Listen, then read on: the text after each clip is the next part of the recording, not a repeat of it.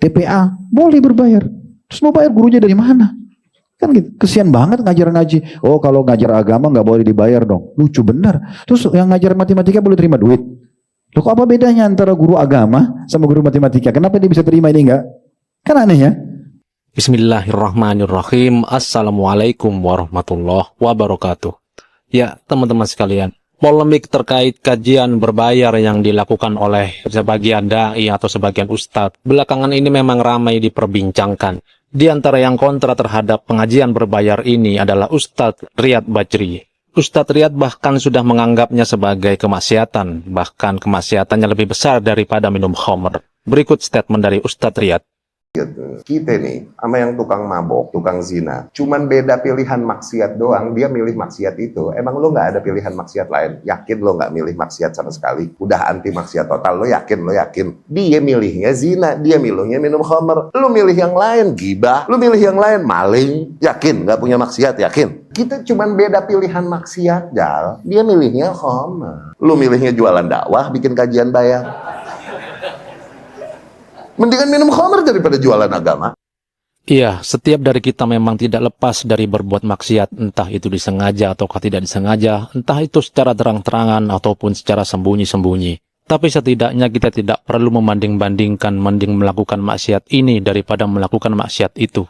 Karena setiap maksiat itu semuanya adalah salah dan tidak disukai oleh Allah, meskipun tiap-tiap maksiat memiliki kadar dosa yang berbeda-beda. Bukankah akan lebih bagus bila dikatakan saja untuk berhenti dari maksiat daripada membanding-bandingkan maksiat seperti itu?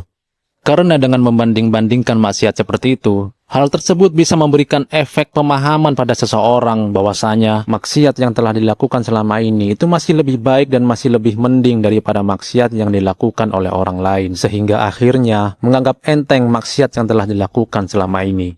Dan terkait dengan pengajian berbayar, apakah itu sudah fix merupakan sebuah perbuatan maksiat? Apakah para ulama semua telah bersepakat bahwasanya kajian berbayar seperti itu adalah merupakan perbuatan maksiat yang dilarang? Bukankah para ulama telah berbeda pendapat terkait masalah mengambil upah dari mengajar agama atau kajian berbayar? Dan bila sudah merupakan perkara khilafiyah seperti itu, bukankah harusnya kita berlapang dada dan menghormati terhadap yang berbeda dengan kita? Harusnya biar lebih jelas, pengajian berbayar seperti apa yang dimaksudkan sehingga bisa dikatakan sebagai maksiat. Apakah pengajian berbayar dengan hanya mengeluarkan fatwa demi menyenangkan hati yang membayar sehingga menyembunyikan kebenaran karena takut mengecewakan bagi yang membayar tersebut? Ataukah kajian berbayar karena memang butuh biaya untuk fasilitas pada kajian tersebut? Nah teman-teman sekalian, di sini ada penjelasan dari Ustadz Khalid Basalamah terkait dengan kajian berbayar. Mari kita simak. Kita rincikan masalah ini. Kalau kajian di masjid seperti ini, saya yakin kita sepakat tidak berbayar kan? Antum masuk keluar masjid tidak ada masalah. Ada kotak amal ya, itu lillahi ta'ala, antara antum sama Allah, antum mau infak atau tidak. Gitu. Kalau ini tidak perlu berbayar. Tapi kalau instansi pendidikan, sekolah SD, SMP, SMA, kuliah, semuanya mau digratiskan, dari mana sumbernya? Bagaimana gaji gurunya? Bagaimana bayar listriknya? Kan gitu. Bagaimana maintenance bangunannya? Kan butuh. Maka tidak ada masalah orang ambil anggaran. Saya tidak pernah menemukan ada fatwa ulama melarang lembaga pendidikan untuk mengambil pembayaran. Kan gitu. Sama dengan pengadaan seminar, daurah-daurah. Memang karena disewakan hotel, misalnya disewakan ballroom. Dan butuh memang. Mungkin di saat itu tujuannya untuk membahas sebuah tema tertentu yang memang dia butuh seperti ruangan seminar. Nggak bisa dibahas di kajian misalnya. Contoh, atau membahas tentang masalah daurah yang dia intens. Memang harus jemaah, kami pernah adakan manajemen rumah tangga Islami, memang nginep, nggak bisa tidak gitu. Sekalian kita, daripada mereka Jumat, Sabtu, Ahad, toh juga umumnya orang-orang kita yang sudah punya income, punya pendapatan, itu weekend mereka rekreasi keluarga kan. Ya keluar kota, yang nginap di hotel, yang kadang-kadang di kotanya sendiri nginap di hotel. Daripada mereka pergi begitu saja, tidak ada pendidikan, tidak ada manfaatnya, kita buatkan daurah. Toh juga mereka akan bayar hotel itu. Ya udah, mereka nginap di sini tapi sambil belajar. Ternyata manfaatnya besar sekali. Anak-anaknya bisa jadi hafal doa-doa, remajanya juga kita buatkan kelas sendiri dan segala macam. Dan karena panitia mengeluarkan biaya juga. Kan gitu. Jadi wajar kalau orang bayar. Jadi memang butuh rincian ya tentang masalah ini. Kalau tempat-tempat formal, ada pembayaran di luar sana, saya rasa mungkin tidak ada masalah dengan itu, ya, tidak ada masalah. Bahkan rumah Al-Quran, kan gitu. TPA, boleh berbayar. Terus mau bayar gurunya dari mana? Kan gitu. Kesian banget ngajar ngaji. Oh kalau ngajar agama nggak boleh dibayar dong. Lucu benar. Terus yang ngajar matematika boleh terima duit. Loh apa bedanya antara guru agama sama guru matematika? Kenapa dia bisa terima ini enggak? Kan aneh ya? Gak ada masalah harus. Pendidikan agama pun boleh berbayar. Tapi Ustadz, pendidikan agama ada yang mahal. Pendidikan umum juga ada yang mahal. Tergantung fasilitasnya.